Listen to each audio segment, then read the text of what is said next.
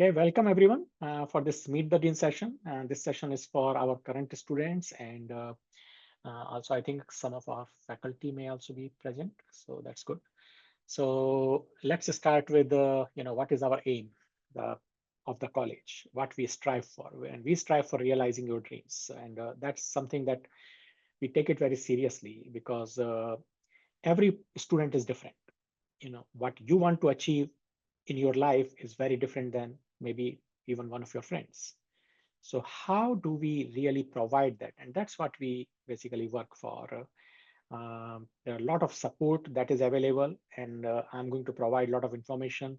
And I hope that most of it you are already using, because if you are not, then you are missing out on things. So with that, just to mention also that College of Information is also part of an organization called iSchools, which is a professional organization of information science schools, colleges, and institutions. So very proud of a member of that, and we have some leadership, in such kind of organizations, which helps improving the reputation of the university, reputation of college, and which helps you when you look for jobs or you look for further studies uh, in other universities. Of course, we would like you to continue with us, but again, realizing your dreams, not mine. That's the most important thing.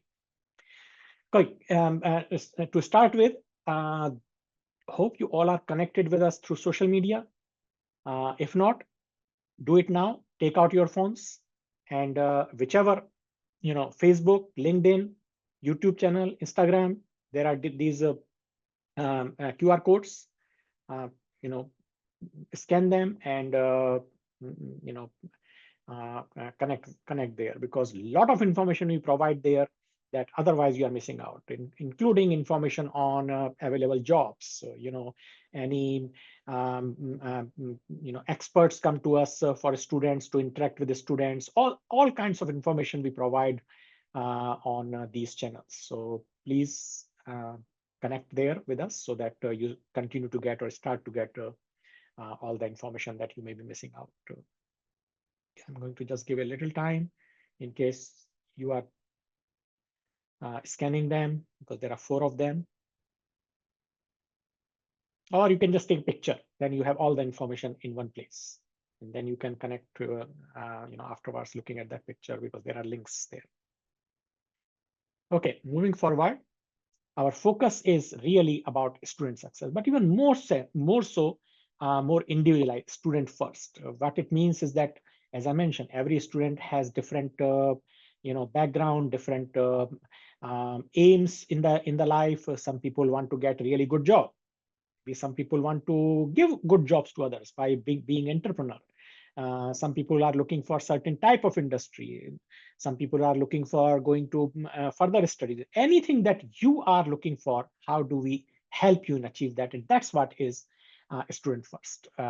Student first basically means that you as an individual are successful. And that also means, of course, student, your career preparation, your readiness for career, emphasis on excellence, curiosity, and innovation. UNT system now has 5 values that we aim for: courageous integrity, be curious, we care, better together, and show your fire. And everything that we do, we align those with these our values, the university system-wide values.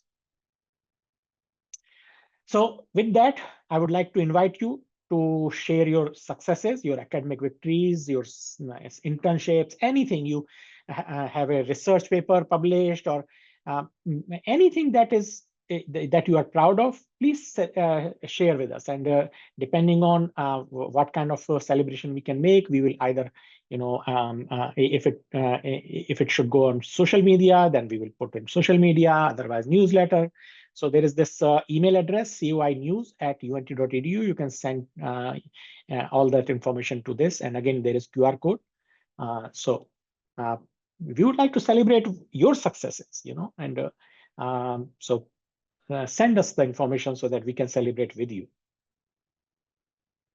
Okay, so what kind of student support we try to provide? First of all, we know that when new students start, there's a lot of different types of orientations that happen, and we have tried to. We know that when you are starting, you are already kind of looking at how do I get my accommodation, how do I start my courses, and all those kind of things. Maybe in some cases, getting a driver's license or bank account or all those kind of things, and suddenly you've got all this orientation going. So how much you remember out of that? Maybe not that much. And that's why we want you to be able to access your orientation content and mechanisms, after orientation is finished. Also, enable timely refreshers for students regarding orientation topics. So throughout the studies, whenever you need that information. Also, we are working on annual review of student progress to identify at-risk students so that you don't go too far in your studies. And we want to basically gear you for success, not for failure. So if we identify any time when you are not doing well, we want to know and we want to reach out to you. Hopefully you are also telling us, so one of the things that very important is that you make appointment with advisors at least once every semester. I would suggest 2 times, because your advisors can look at your degree program, they can look at what courses you are doing, how your progress has been, and can advise you, okay, everything is going okay, you have your next semester sorted out, or that, you know what, a change will be really good. One thing you should not do is make a decision yourself that can really hurt you. So for example, if you have worked with your advisor and have selected 3 courses, and suddenly after that you find, oh, there is one course I see, I want to do that, and suddenly you drop one of the courses that you have. And what can happen is that the course that you are looking for, that course may not be for you.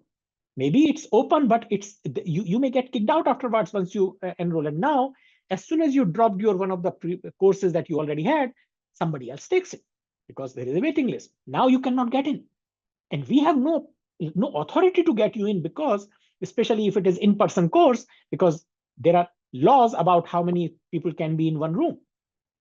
So please make sure that you don't get into a situation which can really create problems. So do not take any such decisions without uh, properly consulting with your advisors. Okay. Ensuring inclusion of career preparation elements in every academic program. University as a whole is working on it. So, Career Center has provided certain modules that are now compulsory for undergraduate students. So same, we are working towards getting such kind of preparation for master's students and probably PhD. But the thing is, we already have a lot of support available for career preparation. I will talk about that in a moment. Even at college level, we have actually a career coach available to you. So another thing, create mechanisms for career exposure for every student through internships, alumni mentorships, etc. We have those mechanisms available, and I'll talk about those also in a moment. Okay, so what kind of resources are available? So at college level, the first thing is we have a career coach. So if you do a search, UNT College of Information Career Coach, and you will immediately get, I think it's the first link that you get that gives you the contact of our career coach in the college, Anna Motes. Now, if you go on that page and go towards the bottom, you will see there are 2 ways to contact her. One, through Navigate, another by email. So here is the thing. Anna is very popular. She is advising large number of students. So by the time she will reach to your email, it's going to be, I think, 2 to 3 weeks. And you know what she's going to respond? Thank you for your email. Please make an appointment with me through Navigate. So what should your first action should be? Right? Rather than writing email, just go and make appointment and Navigate, because you will find that you will still have to wait 3 to 4 weeks because she is really swamped. So better make an appointment now if you have not already made. And what can she do? She does one-on-one advising. She helps you in looking at your resume. She gives you tips for how to go for interview. She helps understanding what kind of internships you can apply for, where to find, all those kind of things. Okay. The question is it possible to receive this PowerPoint slide? I think we are recording this, and this recording will be available on YouTube, our YouTube channel. I do not like to give slides, because slides themselves have no meaning unless I talk about that. And therefore, this will be available as the recording. So if somebody wants to go through it, I would prefer that you go through the recording so that you hear these explanations that I'm giving you. Okay. Our career coach also, helps with career assessment. So for example, you tell her that these are the courses I have taken, this is what my aim is in my life, and she will be able to kind of discuss with you, okay, so what kind of jobs would be helpful for you. She also comes to the classes to do presentations about this. She looks at your resume, cover letter, all those kind of things, including mock interviews. Now, we also have a student employment team in Career Center that helps with on-campus job search. I'm hoping that you all have accessed the Handshake platform, where, of course, you have a lot of, within university jobs, but also a lot of companies post. Quite a lot of companies post their jobs there and internships. So that's something, a platform that you should be, looking at regularly. All the work about I-9 and so on, whenever you get a job within the university. We also have career fairs. Okay, so university has more than 20 career fairs every year, and in each career fair there are 50 to 70 companies that they come to those fairs. But one thing to understand, that the purpose is not to give you jobs there. That's not why they come there. Why they come there? To network, to understand you, to know more about you, and to let you know more about them. Now, of course, it's up to you to whether you want to know more about them or not. So what do? You go there properly dressed. Okay, no shorts, no t-shirts or anything. You are representing yourself. Think about that, how you will represent to somebody outside that, yeah, you are a professional, properly dressed. And then you get, hopefully you already have by that time your resume checked by the career coach. Get your business cards. How many of you know that UNT actually gives students free business cards? Go to Career Center website, careercenter.unt.edu. Look at your left hand side, and you will see one tile called business cards. Click on it, and there is a form there. Fill out that form, and you get your free business cards. Now think about it. There is nothing free. You are paying for it already. You are just not using it. You better start using it. So you take your business cards and your resume to the career fair.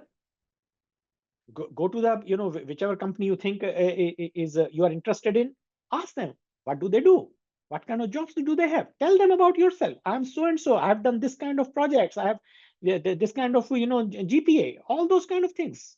What skills you have, and then give them your resume, your business card. Then go to their website and apply. And internally they say, oh yeah, I remember. I actually met her. I even have her resume. She was very impressive. Let's talk to her. That's how you make those connections. Have your LinkedIn profile properly done. I hope you all have your LinkedIn profile. If you don't, start now and get it really sorted out. And please, no more those funny Gmail addresses that get something professional. Very important. You are showing yourself as a professional to a company who you want to get hired by. Okay. In Kinshuk, may I mention the Diamond Eagle clothing closet at this point? Please. I'll put a link in the chat here, but there's a Diamond Eagle clothing closet available to all UNT students, and they provide clothes for those who may not have financial means. And their professional outfits, so suits, ties, whatever you need, are available here for free. So I'm going to drop it in the chat, and if you need help or resources to dress professionally, this would be a good place to go. Fantastic. Thank you for this. Okay, at college level, we have some other resources also. So for example, we have a mentoring program where we connect students with alumni working in the field, people who are in higher positions. They know what kind of jobs are available, how to prepare for those. You get the exposure from real expert in the field. Some of our professors also take part in mentorship program. You can get involved in their research. So basically, there's the Yvonne J. Chandler mentoring program. Dr. Yvonne Chandler was one of our professors. She was like a mother to the students, and unfortunately, she passed away a few years ago. So in her honor, we have named this program to. If you see the link at the bottom of this page, ci.unt.edu/student resources, that's the link where you will find all this kind of information. Okay. Then we also have a number of student organizations, information science, learning technologies, data science, health informatics, linguistics, all these different organizations, they are student organizations. Please go join the organization and also see if you can then reach to a leadership position, because when you apply for a job, they are not looking just for your grades. Of course, grades are very important, but they are looking for somebody who has a rounded personality, who has leadership experience, who has done external activities, who has done projects, all those different things. And that's why it becomes very important to join such organizations. These organizations bring experts to talk to you. They arrange events, lots of different type of things they do. So very important that you get involved with these student organizations. We also have quite a lot of scholarships. In 2023-24, we gave out $155,000 worth of scholarships in our college. All our scholarships are competitive scholarships. That means you have to compete. There is no guarantee. Good students get it, but you have to compete. Majority of scholarships are, they start from fall, so the deadline is March 1st. But we have very few, but we do have scholarships that also start in spring. But the ones for fall, they are for fall and spring. Whereas the ones in spring are only for one semester, and then you apply for by March 1st for the fall consideration. We also have a number of research talks, you can say, or interactions with experts. So building community and share research. Industry Insights is one that is where we bring alumni and other experts from industry to talk to our students, to interact with our students. Sometimes they do panels where students can ask questions and really get the exposure of what's happening in industry. Discovery Series, that's more academic. Professors and others, researchers from other universities or even our universities, they give talks and for benefit of students and community. We also have another one, Health Informatics lecture series. And again, those notifications go out to where? Our social media. So if you have not yet connected to social media, then you are going to miss out. That's where we provide all this kind of information. We also send this information through bulk mail and so on. But nowadays, I think I'm probably the only one who uses email. Yes. No. By the way, No? if it's possible, please add COI news at unt.edu to your address book, because we found many students are not receiving our newsletters or notifications about these events. So I'll put it in the chat as well. Yeah, and here, this is the address, coinews@unt.edu. Okay, good. Okay, then we have a lot of research labs we have in our college. Some examples are here, okay? So Institute for, okay, one thing I want to mention before I even go further, that is, look for labs that are where you can get the skills that you are looking for. But don't restrict yourself to just, that I am doing data science and therefore I only want to, because you want to get exposure so that in your career you have lots of opportunities. Because if you put yourself in a small box, then you will miss out on if some new project comes in an area that let's say you are a data science student and you are working and suddenly your boss comes and say, oh, we have a project that uses Alexa and Siri. Anybody? And you say, I've done a course in computational linguistics. Oh, okay, you lead. Suddenly you are leading even your seniors. But if you don't, then somebody, your junior, will raise their hand that I've done it, and they will be the one you are reporting to. So in your benefit that you have a wider exposure. So, some labs I have put here, there are many more. Institute for the Integration of Technology into Teaching and Learning. It's in Learning Technology Department. Computational Linguistics Lab, of course, in Linguistics. Data Science Industry Innovation Lab, where we connect, take projects from industry and we are looking forward to actually building it up to a point where it can start to provide industry internships.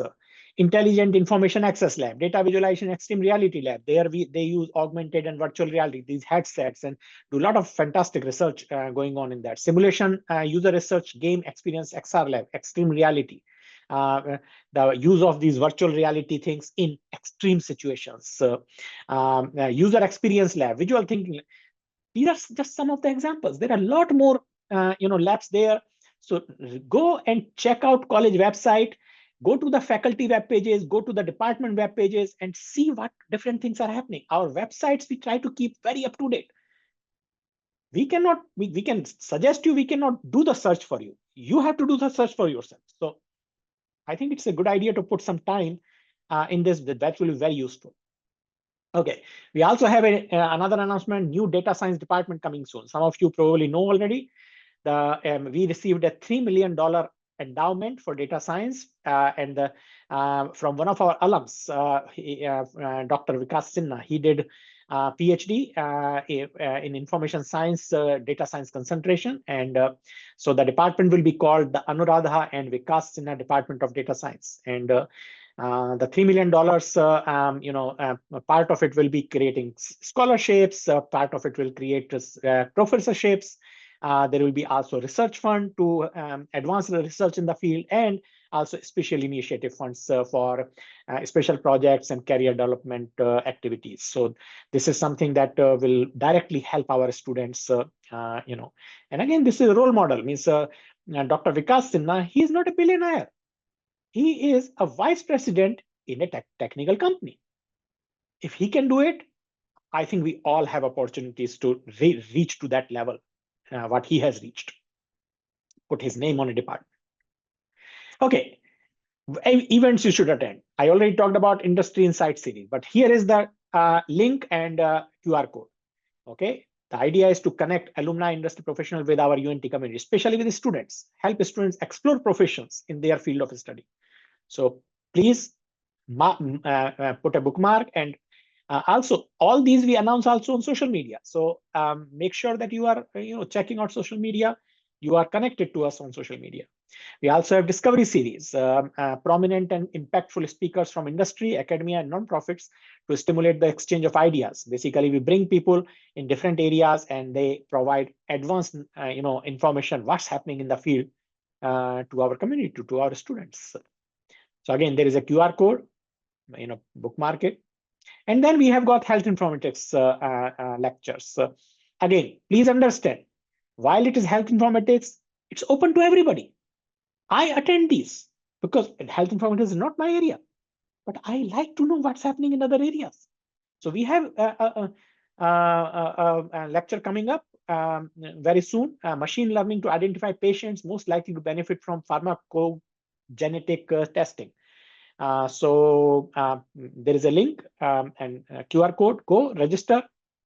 I think it's on November 6th, if I remember correctly. But yeah, so check these out and make sure you attend them, because that's where the learning takes place. Just your classes are not enough. Scholarships. Who doesn't want scholarships? Raise your hand. There are a number of types of scholarships. So college level scholarship, department level scholarships. I have put all the links. The QR code has all these on the same page. So just access that and you will be able to identify. Now, one thing about scholarships, there are lots of scholarships and they all have their own criteria. They all have their own eligibility. And here is the thing. Sometimes we have seen students, they just go, I want to apply this, they just continue to apply without thinking whether they are eligible or not. And here is what happens. You are a university student.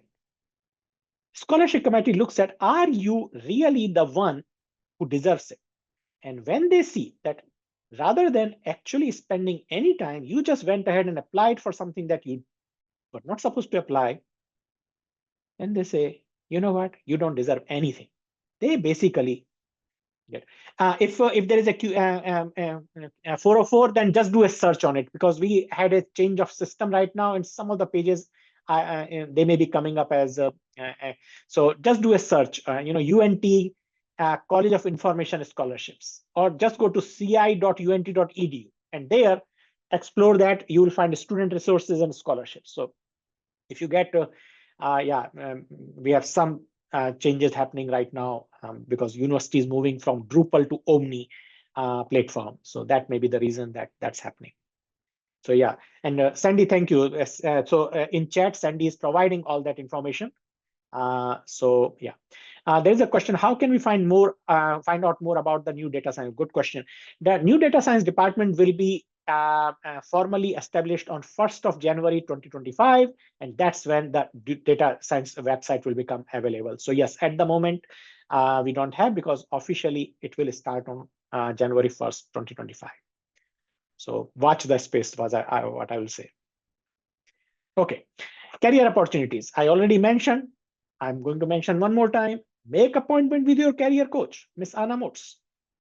Okay, there is a QR code. There is a link there. Also visit Career Center website. And find a lot of different information. They have information about all the jobs, and they have a calendar where career fairs are happening. They have a link to Handshake. They have lots and lots of videos. If you actually look at on the left side, I think it's the third from the top, the block, or whatever it's called, that says resources. If you click on it, it has lots of very useful videos, link to how to get your free business cards and all those kind of things. So check that out. Also, our LinkedIn, we have two different LinkedIn resources. One is a group and another is a page. Group, get access, request access. Page, just like it so that you start to get information from it. Very important these, because without that you are missing out a lot of information that will be useful for your career. Okay, another opportunity. These opportunities are for those who really want to shine. Okay, student ambassadors. This is basically talented students that we select. They can apply for being a student ambassador, and we select out of that. It's a competitive process, but student volunteers from each department in College of Information that assist with events, recruiting, other activities. They basically have opportunity to improve their leadership, interpersonal skills, getting networking with the with professors, with industry, and basically whenever we have something where we need interaction, we invite them to participate and help in that process. And after 1 year, if they are doing really good job, they become eligible for a letter of recommendation from the dean, which they can put in their portfolio and their resume. So if you're interested, check out this link. This is for student ambassador program. Again, it may be that QR code may give problem. If I think these links all need to be updated. The links I have here, they are from before that things were transferred. So Sandy is posting the actual links in the chat. And I can send a follow-up email afterwards with the links again, just because there are so many here. We might be missing some. Dean Kinshuk, there's a question about where the data science department would be located. Do you want to answer? Yeah, so again, no, I don't want to answer that. Watch the space. Okay, yeah, it will be at Discovery Park, but no, at the moment, I would not officially answer that question because it will be official at the moment. It's just a news, but it will become official on 1st of January, and that's when you will see things. Yeah. Okay. Any more questions that you have in terms of getting assistant in enrollment, student records, student accounts, financial aid, everything like that? Scrappy. Scrappy says is the place to go, and it's really intelligent. It gets you to right place where you can get proper help. So mark this with you, means just bookmark it or whatever way, or keep this link in your mobile phone or wherever, because this is where you can get majority of the information that you need outside of the college within university. Okay, IT support. We also have, time to time students need, support for IT, getting their login problems or anything. Basically, computing information technology questions, password resets, new accounts, wireless, email, anything. So physically, they are located in Sage Hall, room 330. Walk-in hours, Monday to Friday, 8 to 5 p.m. 8 a.m. to 5 p.m. Support hours, they are longer support hours. You can call them, email them, live chat, all those kind of things. Also, if you need help with Canvas, Office 365, Zoom, software, anything like that, tech support at unt.edu. Lot of support is available for that. But there is another thing that is available, which I'm not sure how many students actually are aware of, and that is we have a lot of software available, including software that you can actually install on your own computers. So there is a link, there is a QR code, check that out. And there you will be able to basically filter it. You say, I'm looking for software for Windows, for a student's own machine. And it will show you all software that that is available for that purpose. We also have very important resource for learning that's called LinkedIn Learning. Lot of video-based tutorials on almost any topic. I do myself training on something called in leadership area, basically participatory leadership, where there are a lot of these kind of things are available. Coursera available for UNT students. I do not know if Coursera available directly for UNT students. UNT does have its own courses on Coursera, but people have to, people can, of course, Coursera, you can do anything for free unless you want certificate. So, but UNT also has courses, but again, you have to pay for that. So I'm not sure if Coursera itself is available for UNT students, but we do have LinkedIn Learning. Okay, another thing, for those who are here on campus, also those who are not, but they can come here, we have something called Panda Footprint. Means things happen. Sometimes we all need help. And if there are those times when, if you need help, we have this Panda Pantry in Discovery Park on 2nd floor. It's advising office just as soon as you enter on your right side, and you can see how it looks like. There is a panda sitting on top, so that's why you call it Panda Pantry. Come there, take whatever you need, no questions asked, come and take it, and that's it. This is all running on donations. So of course, sometimes we have more, sometimes less, depending on what donations we get. But that's something, it's open Monday to Friday, 8 a.m. to 5 p.m. And there is a question here, can we get flu shots in university? That's the question for health health clinic. I don't know, Sandy or Adam, can you check where to find this information? Because I don't think, okay, thank you. So I do not know if flu shots are available to students or not. But there's something on their homepage right now that says they're free and available right now for students. Perfect. Thank you. That's the most recent link I just posted. Fantastic. So then that's how they are available. Perfect.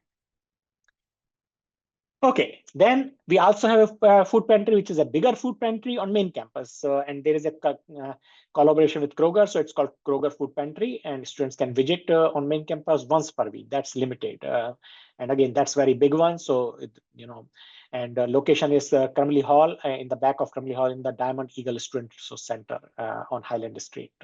There's a link there. There is also a food pantry at UNT's New Frisco location, which can be accessed by visiting the information desk. So these are resources that are available. There are sometimes, trying times. We all go through them, and that's why we help each other in this. So these are all done through donations. Okay, then some academic resources, things like Writing Center. Okay. UNT has many writing resources available for graduate students working on their thesis, dissertation, or class paper. This is located in Sage Hall 150. Check out, these are very important resources because all these will help you in being successful. And that's very important. There is a question, is there a program where we can be working on some of our PhD courses as we are finishing on our masters for health informatics major? So that's something, a question that you need to ask to advising, because advising will be able to look at your profile and check what you can or cannot do, and then put you in touch with program director if needed.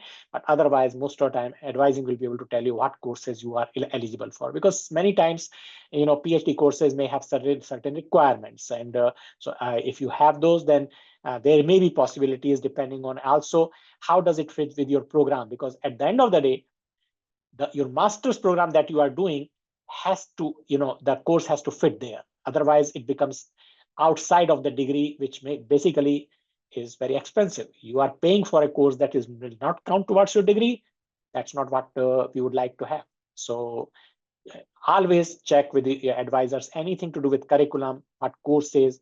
Your advisors will be the best people who can look at your profile and guide you on that. We also have tutoring support, one-on-one tutoring. Okay, basically a lead tutor will help you navigate course content. We have drop-in tutoring, ask a tutor. All these kind of things are available. And I think there is a link. There is a link here, learningcenter.unt.edu/tutoring. So also there are just some videos from lead tutors on common challenging concepts. It's part of TutorTube. Graduate tutoring, Learning Center offers tutoring for graduate students. All those kind of things you can check out at this link, and Sandy has posted those links also in the chat. Okay, graduate student support services. A lot of support is available for graduate students at our Toulouse Graduate School website. So if you just do search, go through tges.unt.edu and browse that website. If you have not browsed, look at what different things they provide. Okay, and you will find this link also for graduate student support services. They have dissertation bootcamp for masters and PhD students, professional development workshop series designed to provide necessary skills for postgraduate work and life. And these are available both in person and online, because I think it was a year ago when I did this, and somebody asked, oh, but there is nothing online, and we found out afterwards, because I didn't know at that time, but we found, yes, of course they are also available online. And basically, whoever asked didn't even check that they were online. Okay, additional graduate resources such as UNT IRB, Institutional Research Board, okay, Office of Research and Consulting, the one that helps you understand if the research you are doing can be commercialized, GRE and GMAT prep for further degrees, all those kind of things, they are available through Learning Center's additional graduate resources. Check those out. They are all there for you, okay, to make you successful in your future. Whether it is a career or higher education or whatever it is, there are a lot of resources available that if you are not using, you are missing out. Which semester would be the dissertation bootcamp most helpful? Okay, so I'm going to comment on it in a different way. And so my first question is, when should you start your dissertation? For doctoral program, my answer to that is the day you enroll in your PhD program. For masters, I would say the day you start talking to your professor under whom you are going to do your dissertation. That's when you start. When should you take bootcamp? I think it should be at least, for masters should be the second to last semester, because in last semester you will be doing the dissertation. Hopefully you've already started it a semester or two ago. So that's when is the best. For PhD, generally, I would say better to do it as soon as you have done your dissertation proposal defense. That's when the best time to do it, because then they can get you started correctly. You have momentum. You are learning the correct skills, so that then you can finalize your dissertation after that. So that's how I would say. Again, different professors. I think talking to your major professor would also be an important thing for this, because different professors, they run differently. They help. They kind of guide students differently. So it may be, but generally that would be what I would say. We also have student money management center, and something we don't look for, we don't generally think about, and that's very surprising. Means we do all this preparation and then we are not really good at benefiting from that because we don't have the kind of skills that we need. So learn how to better budget your money and loans. Means one of the things that I find really kind of very disappointing, that a lot of people they max out their credit cards, and start thinking now, that doesn't mean life happens. Okay, so yes, there are times, but if that's the life, whole life it happens, then something is wrong. We really need to rethink how do we do it, and that's where these kind of things they do help. So this center is located in Chestnut Hall, room 115. Also provides free workshops for all UNT students. So schedule an appointment, go through this link, and Sandy has already posted this link in chat, so please go and check this out. Okay, student organizations. I already mentioned to you, there are a number of student organizations. Here is the link where you find all the these organizations listed. They are links. Check which one is useful for you and go get membership there. Okay, membership is free.